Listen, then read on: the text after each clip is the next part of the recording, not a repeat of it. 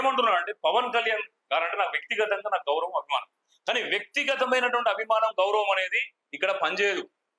మీరు రాజకీయాలకు రాకపోయేది ఉంటే నేను వ్యక్తిగతంగా అభిమానిస్తా కాబట్టి నేను మిమ్మల్ని కామెంట్ చేయకపోయేవాళ్ళు. కానీ ఇవాళ పవన్ కళ్యాణ్ గారిని చాలా స్పష్టంగా అడుగుతున్నా, మీకేమన్నా రాజకీయంగా నైతికత ఉన్నదా? మీకు నైతికత కనుక ఉండేది ఉంటే హైదరాబాద్ నా జాగీర్ అన్నావు కదా, మరి హైదరాబాద్ మీ జాగీర్ అయితే హైదరాబాద్ లో చదువుకుంటున్నటువంటి నువ్వు కొలిసేటటువంటి కొండగట్టు అంజన్న ఉన్నటువంటి జిల్లాకు సంబంధించినటువంటి బిడ్డ, ఆ కుటుంబానికి ఆ యొక్క ఆలయానికి విరాళాలు ఇస్తున్నా, నేను ఇక్కడ సహాయం చేస్తున్నా అంటున్నవే, నీ ఆలయానికి విరాళాలు ఇచ్చేటటువంటి విషయంలో ఉన్నటువంటి ఆసక్తి అదే జిల్లాకు సంబంధించినటువంటి వాసి కొండగట్టు అంజన్నకు భక్తుడైనటువంటి మన అంకం రాహుల్ ఇవాళ దారుణంగా హత్య గావింపబడితే నువ్వు ఎక్కడున్నావయ్యా? ఏం చేస్తున్నావు?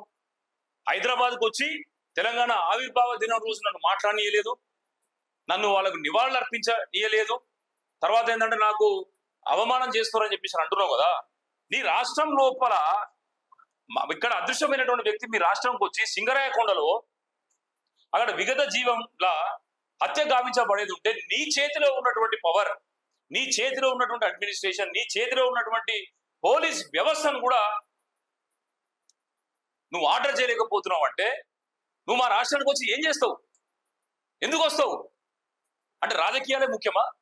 సమస్యలు ముఖ్యం కాదా? వరంగల్కి వచ్చి హనంకొండలో ఉన్నటువంటి ఒక ప్రాణాంతకమైనటువంటి వ్యాధితో బాధపడుతున్నటువంటి ఒక చిన్నారిని పరామర్శించడానికి వచ్చిండు. పరామర్శించడానికి వచ్చినావు, ఓకే, మరి అంతకంటే పెద్ద ఇన్సిడెంట్ కాదా ఇది?